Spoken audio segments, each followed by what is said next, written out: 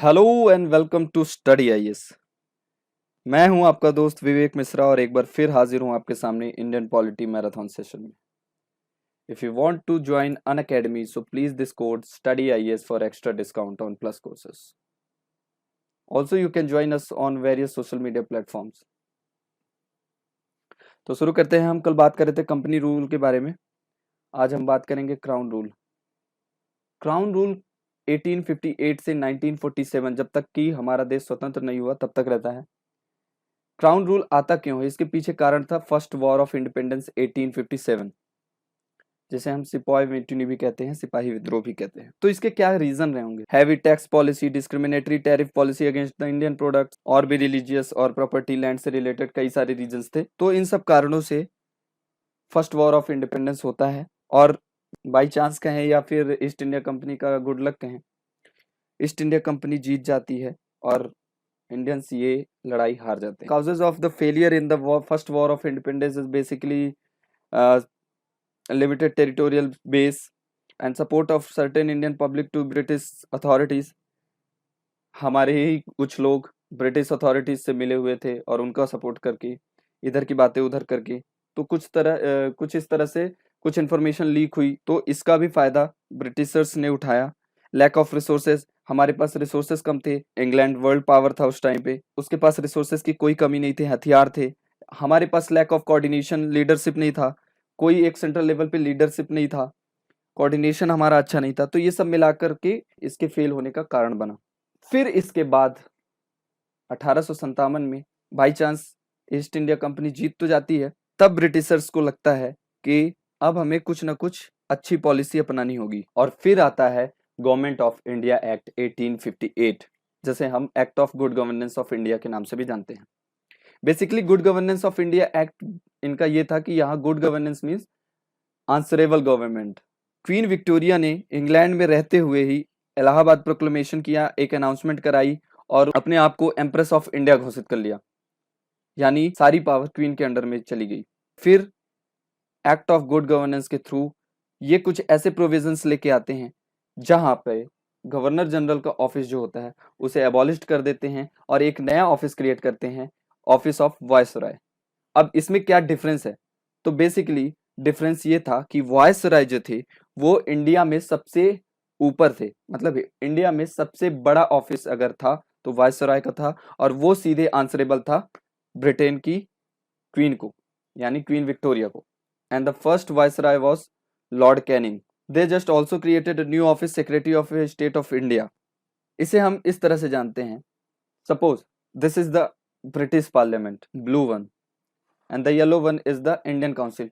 मतलब British parliament के अंदर उन्होंने एक इंडियन काउंसिल बनाई हुई थी जिसे हेड करते थे कैबिनेट रैंक के मिनिस्टर्स, जो कि आंसरेबल था इंडियन काउंसिल को, इंडियन काउंसिल आंसरेबल थे ब्रिटिश पार्लियामेंट को, और ब्रिटिश पार्लियामेंट इंडिया के मामले में आंसरेबल था क्वीन को। तो इस तरीके से वायसराय ऑफ इंडिया आंसरेबल थे किसको? Secretary of State of India को।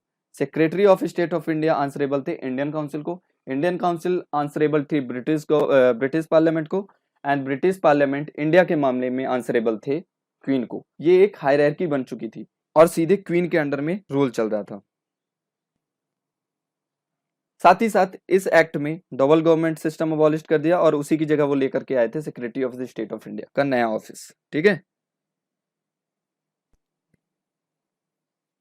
लॉर्ड कैनिंग जो फर्स्ट वायसराय था वो समझ गया था कि अगर एक और विद्रोह हुआ ना तो ब्रिटिश गवर्नमेंट का यहाँ टिकना मुश्किल हो जाएगा, और उसके लिए वो एक एक्ट लेकर के आता है जिसका नाम था इंडियन काउंसिल एक्ट 1861। ये 3 बार में आता है बेसिकली, 1861 एंड 1892 एंड 1909, जिसमें ये कुछ ऐसे प्रोविजंस बनाते हैं कि एक लेजिस्लेटिव काउंसिल फॉर्म करते हैं जिसमें 6 मेंबर्स होते हैं, जिसमें 3 मेंबर्स को नॉमिनेट किया जाता है जो कि इंडियंस थे, और वो थे Raja of Banaras, Maharaja of Patiala and Sardar Rao.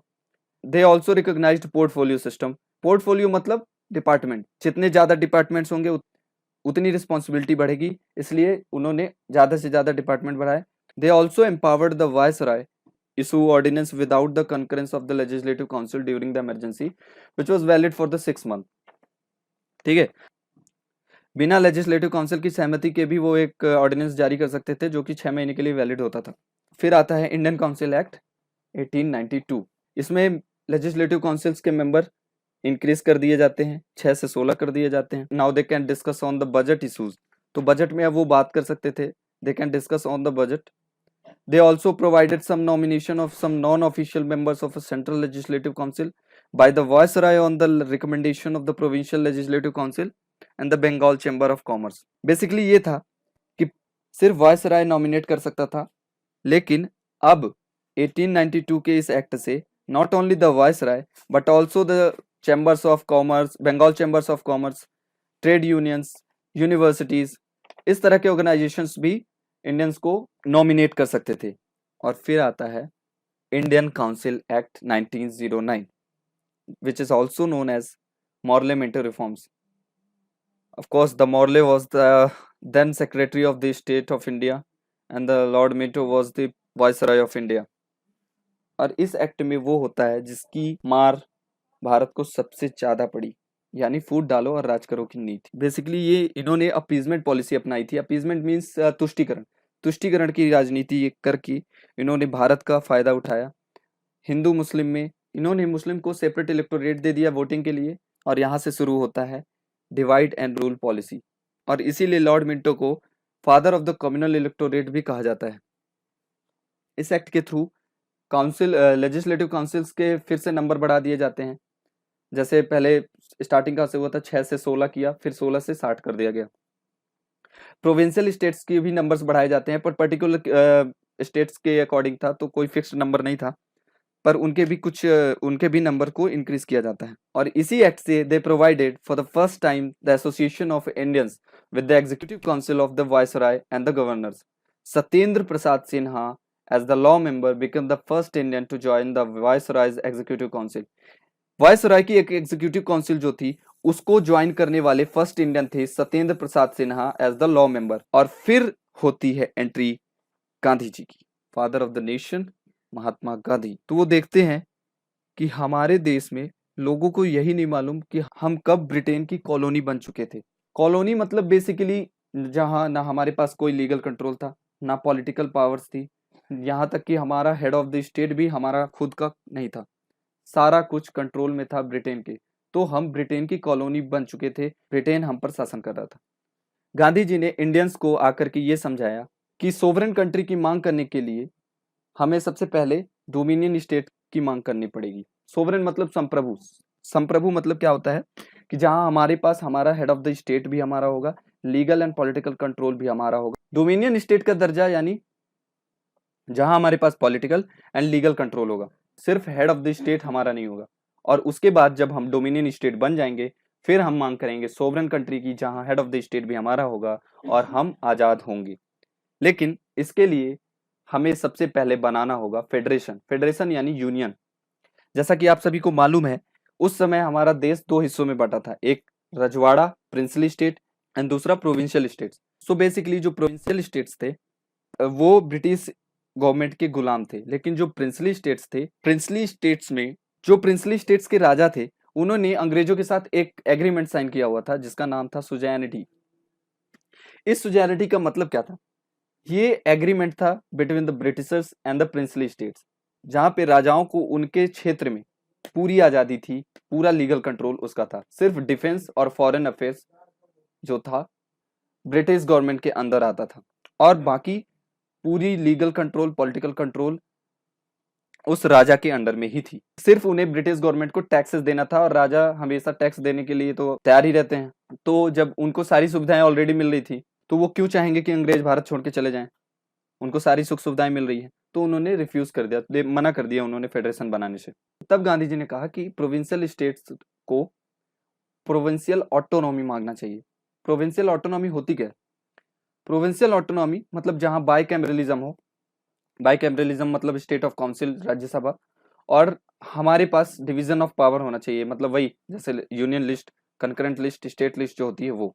तो प्रोविंशियल स्टेट्स प्रोविंशियल ऑटोनॉमी की मांग करते हैं, जिसमें bicameralism and division of powers main मुद्दा होता है। लेकिन इसी समय शुरू हो जाता है वर्ल्ड वॉर 1914 में। जो कि 1914 से लेकर के 1919 तक चलता है। और 1919 में आता है मॉन्टफोर्ड रिफॉर्म 1919। मॉन्टफोर्ड रिफॉर्म मतलब Montagu and Chelmsford reform. Montagu was the secretary of the state of India at that time. Lord Chelmsford was the viceroy of India at that time. ये लेकर आते हैं मॉन्टफोर्ड रिफॉर्म। बेसिकली इसमें ये क्या करते हैं कि एक यूनियन लिस्ट बनाते हैं, लेजिस्लेटिव लिस्ट और एक प्रोविंशियल लिस्ट। प्रोविंशियल स्टेट्स ने union list, state list and concurrent list की मांग की थी, लेकिन इस एक्ट के थ्रू ये क्या करते हैं कि ये एक वायसराय लिस्ट बेसिकली बनाते हैं, जिसमें सारी इंपॉर्टेंट पावर, डिफेंस, फॉरेन, सबकी सारी इंपॉर्टेंट पावर्स अपने पास रखते हैं। और एक प्रोविंशियल लिस्ट बनाते हैं जिसमें, और उसमें भी दो सब्जेक्ट्स रखते हैं, एक रिजर्व सब्जेक्ट, एक ट्रांसफर्ड सब्जेक्ट। रिजर्व सब्जेक्ट्स भी जितने थे वो भी वायसराय के ही अंडर में ही आते थे। और साथ ही साथ इन्होंने बाइकैमरलिज्म लेजिस्लेचर भी क्रिएट किया, जिसमें एक अपर हाउस था, एक lower house, legislative assembly lower house and upper house council of state. But इन्होंने क्या किया कि काउंसिल ऑफ स्टेट यानी जो अपर हाउस था, इसे लेजिस्लेटिव का दर्जा ना दे करके इसे सिर्फ एक एडवाइजरी बॉडी बनाया। जैसे आज जो राज्यसभा है वो एक लेजिस्लेटिव बॉडी भी है, लेकिन उस टाइम पे इन्होंने इस काउंसिल ऑफ स्टेट को सिर्फ एडवाइजरी बॉडी का दर्जा दिया, ना कि लेजिस्लेटिव बॉडी का। तो इन्होंने जो ड्यूल स्कीम चलाई कि इधर से भी पावर ले ली, इधर से भी पावर ले ली, इस सिस्टम को कहा जाता था डायआर्ची। इन्होंने डायआर्ची दे दिया। It is a Greek word, dyarchy means double rule, दोहरा प्रशासन जिसे हम कह सकते हैं हिंदी में, जो कि प्रोविंशियल स्टेट्स के डिमांड के अपोजिट ही था। हाँ, इसमें एक चीज बात याद रखने लायक है कि majority of the members of the both the houses, upper house and lower house, पर chosen by the direct election, direct election से चुने जाते थे। इस प्रोविजन को देखने के बाद गांधी जी ने कहा कि हमने मांग करी थी बाइकैमरलिज्म की, यानी जहां पे लेजिस्लेटिव दर्जा हमें मिले, उसकी जगह आपने हमें advisory body they the. Division of powers की मांग की थी, आपने हमें डायआर्ची दे दिया, दोहरा प्रशासन दे दिया, ड्यूल स्कीम। मतलब ये सब हमारे अपोजिट ही काम कर रहे थे। साथ ही साथ जो इनकी एग्जीक्यूटिव काउंसिल थी, नॉट लेजिस्लेटिव, उसमें 6 मेंबर्स में 3 इंडियंस थे। इन्होंने फिर वही सेपरेट इलेक्टोरेट कर दिया, सिक्स के लिए भी, एंग्लो इंडियंस के लिए भी, यूरोपियंस के लिए भी। तो इस तरीके से फिर से सेपरेट इलेक्टोरेट कर दिया और limited franchise the for the limited people on the basis of the taxes and the property and the education. इन्होंने लंदन में एक न्यू ऑफिस बनाया हाई कमिश्नर को, जिसे कुछ पावर्स दी गई secretary of the state of India की। They also created the Central Public Service Commission in 1926 for recruiting the civil servant. Of course, UPSC, आज के टाइम पे यूपीएससी जो है, तो उन्होंने central public service commission open की 1926 में। लेकिन गांधी जी ने बोला कि हमारी मांग थी बाइकैमरलिज्म की, उसकी जगह इन्होंने एडवाइजरी बॉडी दे दी, यानी लेजिस्लेटिव पावर्स नहीं दी। डिवीजन ऑफ पावर्स कहा था, उसकी जगह डायरेक्ची सिस्टम दे दिया, ड्यूल स्कीम ऑफ गवर्नेंस। तो ये दोहरा प्रशासन इनका सही नहीं था और ये एक्ट भी फेल हो गया। इसके बाद गांधी जी ने स्टार्ट किया non cooperation movement, as you all know, due to the failure of Government of India Act 1919। इसके बाद बेसिकली देखो, जो गवर्नमेंट ऑफ इंडिया एक्ट था 1919 का, इसमें इनकी प्लानिंग थी कि हर 10 साल में इसे रिवाइज करेंगे, इसके टर्म्स एंड कंडीशंस को। उसके पहले ही इनको बनाना पड़ता है साइमन कमीशन 1927 में, under the chairmanship of John Simon. It was the 7 member committee, जिसमें सारे ही ब्रिटिशर्स थे। जितनी भी इंडियन पार्टीज थी, इंडियन नेशनल कांग्रेस, मुस्लिम लीग, जितनी भी पार्टीज थी, उन्होंने इसका बायकॉट कर दिया। साइमन गो बैक का नारा भी लगाया गया था, as you can see this is the picture of that time. तो Simon go back, it was the famous slogan, as you all no.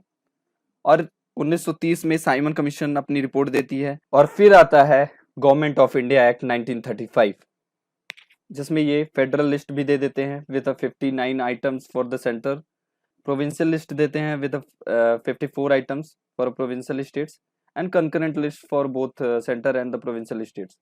And rest of the powers जो थी वो वायसराय के अंडर आती थी। This was the last step of decentralisation, विकेंद्रीकरण। यहाँ पर सारी पावर्स, जैसा कि आप सभी देख सकते हैं, federal list, provincial list, concurrent list बन गई थी। तो ये विकेंद्रीकरण यानी डिसेंट्रलाइजेशन का फाइनल स्टेप था। लेकिन अभी भी प्रिंसली स्टेट्स ने मना कर दिया था फेडरेशन बनाने को, तो हमारा देश फेडरेशन नहीं बन पाया। साथ ही साथ इन्होंने डायआर्ची सिस्टम को अबॉलिश कर दिया, प्रोविंशियल ऑटोनॉमी दे दी, कुछ और स्टेट्स को बायकैमरलिज्म सिस्टम दे दिया, जैसा मैंने पहले ही बताया, लिमिटेड फ्रेंचाइजेस दी थी, कुछ लोगों को वोट करने का अधिकार दिया था। आरबीआई यहाँ पर एस्टेब्लिश्ड होता है under the legal sanction act 1934। RBI established होता है। सेंट्रल पब्लिक सर्विस कमीशन के साथ साथ state public service commission plus as well as joint public service commission की भी स्थापना यहाँ पर करते हैं इसी एक्ट के थ्रू। और इसी बीच स्टार्ट हो जाता है 1939 में वर्ल्ड वॉर टू, जिसमें इंग्लैंड को अपनी साख बचाने के लिए भारत की जरूरत होती है और वो भारत से कहते हैं कि आप हमारी मदद कीजिए वर्ल्ड वॉर में और हम आपको डोमिनियन स्टेट का दर्जा दे देंगे। वर्ल्ड वॉर टू होता है, क्रिप्स मिशन आता है 1942 में। बेसिकली क्रिप्स मिशन में ये कहा गया था कि हम डोमिनियन स्टेट का दर्जा तो देंगे भारत को, लेकिन तब जब इंडियन नेशनल कांग्रेस और मुस्लिम लीग दोनों को एक्सेप्ट होगा। लेकिन मुस्लिम लीग को एक्सेप्ट था ही नहीं, क्योंकि वो अलग स्टेट की डिमांड कर रहे थे, पाकिस्तान बनाने की डिमांड कर रहे थे। तो ये क्रिप्स मिशन भी फेल हो गया। गांधी जी ने बोला कि जब आप हमसे हेल्प मांगने आए थे 1940 में वर्ल्ड वॉर के लिए, तब तो आपकी ये डिमांड नहीं थी कि दोनों पार्टीज को ये एक्सेप्ट होना चाहिए। अब आप बदल गए। गांधी जी को पूरी तरीके से गुस्सा आ जाता है और वो चालू करते हैं क्विट इंडिया मूवमेंट, करो या मरो की लड़ाई। 1942 में क्विट इंडिया मूवमेंट स्टार्ट होता है और उसके बाद 1946 में वर्ल्ड वॉर टू खत्म होने के बाद Clement Attlee, then prime minister of England, वो सैंक्शन करते हैं सेकंड कैबिनेट मिशन। इस मिशन के थ्रू कॉन्स्टिट्यूएंट असेंबली यानी संविधान सभा हमारी गठित होती है। मुस्लिम लीग बायकॉट कर जाती है, मुस्लिम लीग अलग देश की मांग करती है। कई बार पार्टीशंस के प्रपोजल दिए जाते हैं, जिसमें कभी इंडियन नेशनल कांग्रेस एक्सेप्ट नहीं करती तो कभी मुस्लिम लीग एक्सेप्ट नहीं करती। और अल्टीमेटली चौथा प्रपोजल दिया जाता है माउंटबेटन वायसराय, उस टाइम के वायसराय के द्वारा, जैसे माउंटबेटन प्लान भी कहा जाता है। और उसे 3 जून 1947 को उस प्लान को दोनों पार्टीज यानी मुस्लिम लीग और कांग्रेस दोनों के द्वारा उसे एक्सेप्ट कर लिया जाता है। फिर आता है इंडिया इंडिपेंडेंस एक्ट ऑफ 1947, जिसमें बेसिकली इंडिया इंडिपेंडेंस जो बिल था वो इंट्रोड्यूस्ड होता है ब्रिटिश पार्लियामेंट में 4 जुलाई 1947 को। बाद में इसे रॉयल एसेंट यानी क्वीन की भी परमिशन मिल जाती है जुलाई 18 1947 को। इसमें लिखा था British rule in India would and up by the appointed day of 15th of August 1947। अब यहाँ पर कोई गवर्नर जनरल का ऑफिस नहीं होगा, सिर्फ गवर्नर जनरल ऑफ इंडिया होंगे और वो थे लॉर्ड माउंटबेटन, और वो भी सिर्फ तब तक के लिए जब तक कॉन्स्टिट्यूशन ऑफ इंडिया बन नहीं जाता। तो ये था अब तक का हिस्टोरिकल बैकग्राउंड। नेक्स्ट लेक्चर में हम जानेंगे preamble of the constitution of India. I think आपके कुछ डाउट्स क्लियर हो गए होंगे। कोई भी डाउट्स आए please comment me. You can also mail me at my personal email address mvivekmisra024@gmail.com। So मिलते हैं नेक्स्ट लेक्चर में preamble of the constitution. Please तब तक के लिए एक बार लक्ष्मीकांत पढ़ लीजिएगा, एक बार ये वीडियो देख लीजिएगा, और जितने ज्यादा से ज्यादा लोगों के साथ आप इसे शेयर कर सकते हैं। लाइक कीजिए, कमेंट कीजिए, और कोई भी डाउट हो please comment me, email me, and thank you for watching this video. Bye bye, मिलते हैं नेक्स्ट लेक्चर में।